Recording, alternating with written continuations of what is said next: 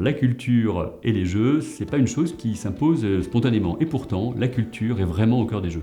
La culture dans les jeux, ça représente beaucoup de choses. Ce sont d'abord des livrables souhaités par le Comité international olympique. Donc ce sont beaucoup d'artistes, beaucoup d'acteurs culturels qui sont sollicités. Les architectes qui sont sollicités pour les équipements dédiés aux jeux, comme par exemple le village des athlètes, le centre aquatique olympique ou encore la marina de Marseille pour la voile. Mais ce sont aussi les artistes du spectacle vivant puisqu'ils sont sollicités pour les cérémonies d'ouverture et de clôture. Ce sont aussi des artistes des arts visuels puisqu'il y a les affiches des jeux. Et puis ce sont aussi finalement tous les acteurs du champ culturel qui sont attendus dans ce qu'on appelle l'Olympiade culturelle. Donc l'Olympiade culturelle, ce sont 9 millions que le ministère de la Culture consacre à des manifestations dans l'ensemble du territoire national. 3/4 au moins des crédits sont dédiés au territoire. L'idée évidemment étant toujours d'irriguer au maximum le territoire et de toucher le plus grand nombre d'habitants.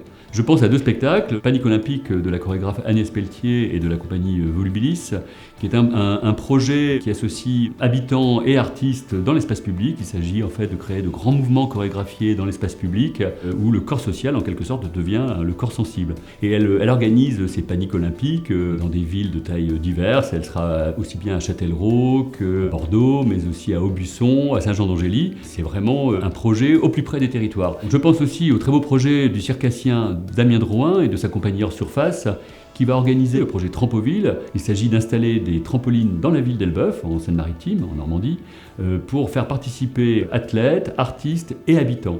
À la suite de ce projet, la compagnie offrira un spectacle en vol aux habitants.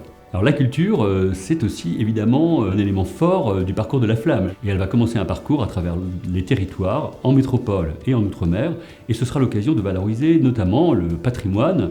Il y aura à l'évidence un héritage de ces Jeux olympiques et paralympiques. Un héritage matériel, évidemment, avec les équipements qui ont été dédiés aux Jeux olympiques et paralympiques, mais aussi un héritage immatériel. Il y a eu tout ce travail fait autour de ce dialogue entre sport et culture, et on peut espérer que ce dialogue se perpétuera après les Jeux olympiques et paralympiques.